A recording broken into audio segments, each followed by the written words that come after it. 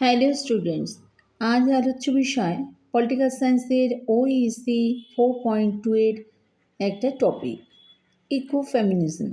এটা হলো পলিটিক্যাল সায়েন্সের আরবিউডিডি অর্থাৎ রবীন্দ্রভারতী ইউনিভার্সিটির ডিস্টেন্স কোর্সের পলিটিক্যাল সায়েন্সের টপিক ইকোফেমিনিজম। এটা ওইসি 4.2 এর। তো ইকোফেমিনিজম, এই ইকোফেমিনিজম নারীবাদ এবং পরিবেশবাদকে সংযুক্ত করার চেষ্টা করে বলে যে নারীর আধিপত্য এবং পরিবেশের অবক্ষয় পুঁজিবাদ এবং পুরুষতন্ত্রের কারণে সেই সমস্ত ইকোফেমিনিজম আগ্রাসন এবং আধিপত্যের আচরণের উপর যত্ন এবং সহযোগিতার ভূমিকা তুলে ধরে, যা মানব সমাজ পরিবেশের ক্ষেত্রে গ্রহণ করে থাকে। নারীরা প্রকৃতির কাছাকাছি। যদিও প্রাথমিক ইকোফেমিনিস্ট লেখায় উদযাপন করা হয়েছে, যে উদাহরণ এক্ষেত্রে বলতে পারি যে মার্কিন যুক্তরাষ্ট্রের ক্যারোলিন মার্চেন্ট এবং অস্ট্রেলিয়ার ভ্যাল প্ল্যামিউড পরে প্রকৃতিতে প্রয়োজনীয় হিসাবে এটা সমালোচিত হয়েছিল।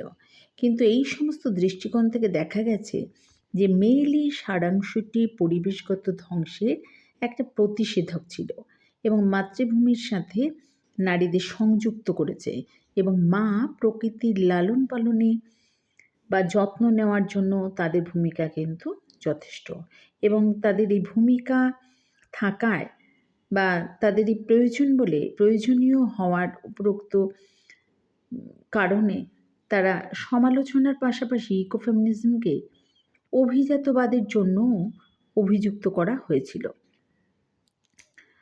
তো কারণ এর উৎপত্তি হচ্ছে পশ্চিমা সাদা মধ্যবিত্ত সেটিংয়ে। যাই হোক, এক্ষেত্রে বন্দনা শিবা এবং কেনিয়ার বিজ্ঞানী, নারীবাদী এবং পরিবেশগত রাজনৈতিক কর্মী আর ওয়াঙ্গারি মাথাই, যিনি 2004 সালে নোবেল শান্তি পুরস্কার জিতেছিলেন, এর কাজগুলো উপরের এই সমস্ত প্রবণতা কিন্তু একদম বিপরীতে দাঁড়িয়েছে। শিব, প্রকৃতি, নারী, আদিবাসী এবং অধস্তন শ্রেণীসহ অন্যান্য এর আধিপত্য তুলে ধরেন, যা পিতৃতান্ত্রিক শ্রেণীবিন্যাসের ইতিহাস জুড়ে ছড়িয়ে পড়ে।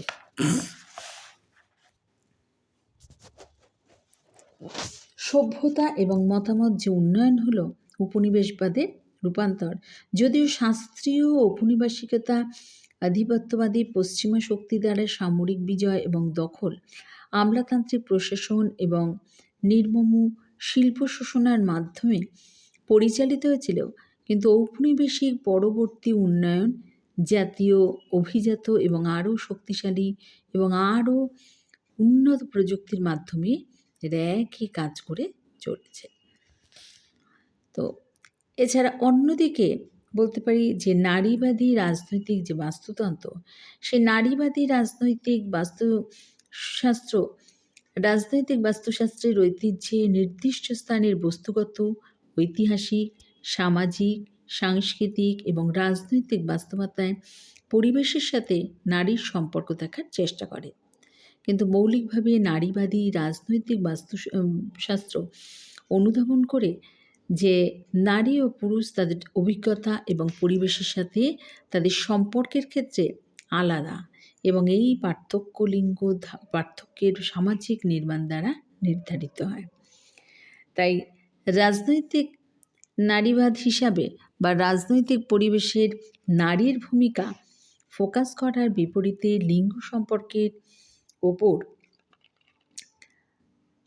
ফোকাস করার প্রয়োজনীয়তাকে বেশি অগ্রাধিকার দেয়, এবং এই সম্পর্কগুলোকে পরিবেশগত পরিবর্তনের দ্বারা প্রভাবিত এবং এই প্রভাবিত উভয়ই হিসাবে কিন্তু এটা দেখা যায়।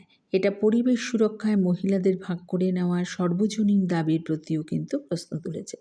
যা আকর্ষণীয় হয়ে ওঠে তা হলো সম্পদের উপর নারীর অধিকার এবং সম্পদের ব্যবহার ও ব্যবস্থাপনায় তাদের ক্রমবর্ধমান দায়িত্ব, বিশেষ করে পুরুষদের অভিবাসনের ঘটনাতে। তো এটা হলো পলিটিক্যাল সায়েন্সের ইকোফেমিনিজম।